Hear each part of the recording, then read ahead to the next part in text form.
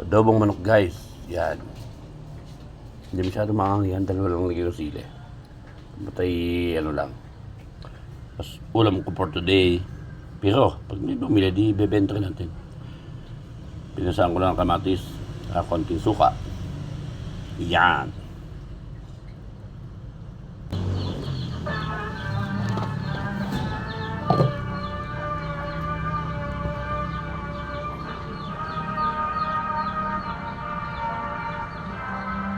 Thank you Lord. Amen. Kain tayo guys. Yan ang aming paninda ngayon. Pamputahe lang. Adobong manok. Napakamahal ng manok ngayon. 200 na ang kilo. Paano na ba gagawin natin dyan? Grabe guys. At ang pang-ulam ko naman ito. Inasang ko ng kamatis. Yung pirong malalaki. Sap-sap. Or may tawag pang isa dito eh. Guys, may suka na tinitimpla. Tapos yung kamatis. Galawin agad ako.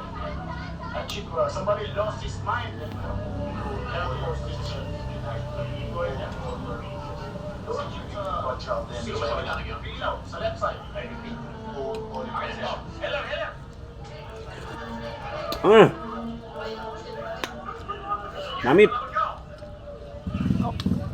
Kala ko ako.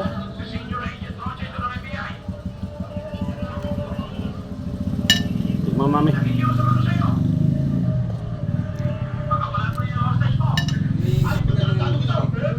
Walang stick. Ano lang. Yung sinitimpla. Kain. May black coffee. Yun. Ano na? Yan guys, may dumating na customer. Yan pa isa. Oh. Wala. Pabili na soft drinks. Yan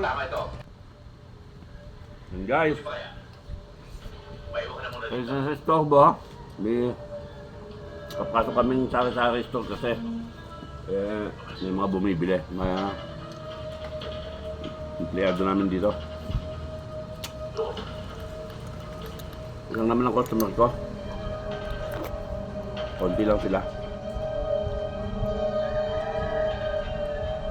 Balik tayo guys.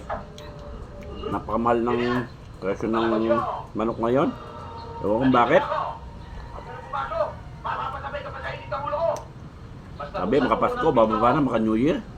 Paano tayo mag-uusap yan eh? Hindi tayo nagkikita. Pero lalong tumaas. Para tayo mag-asawang puting na nagtatampuhan yan. Ha?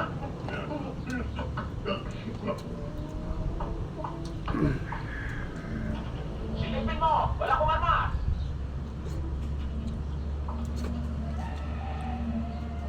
Ginagawa niya eh.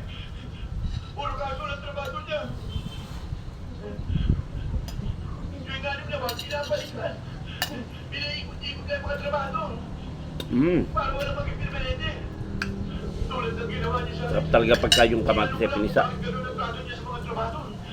Sinisabi niya ako. Buntis pa naman ang asawa ko. Salpahe pala yung nakapalot ng lampi ng ulo. Sige ba naman yun? Pasabugin mo ng gulaman sa ulo. Parilin mo na. Excuse me, but that's a very big gun. And it fires very big bullet. No. Mamaya ka. Ang dali naman yung magparusa. Magaan? Magaan? Pabigatin natin. Total.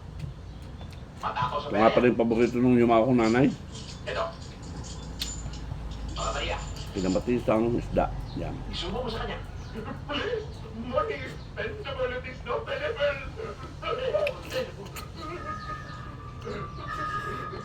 Kapkapan mo siya.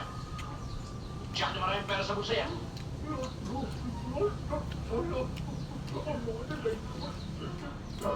Ayos yan. Saksak mo sa mukha lang. Tutulungan kita. Ano po? Why so? Ewan ko sa mga kids ngayon kung may kumakain pa ng ganito.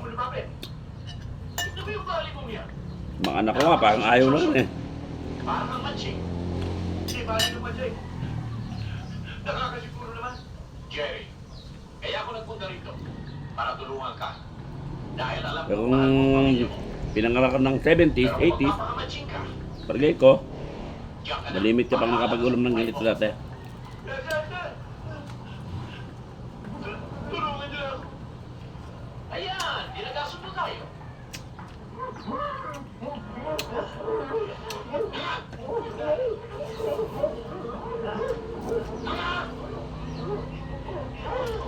Tama lang yung luto, hindi masyado malambot.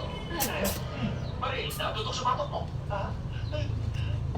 Hindi ko siya mapait kahit hindi tinanggalan ng laman loob. Hindi ko siya malansa. 6. Huwag kayo. So guys, please like and share. Okay pa?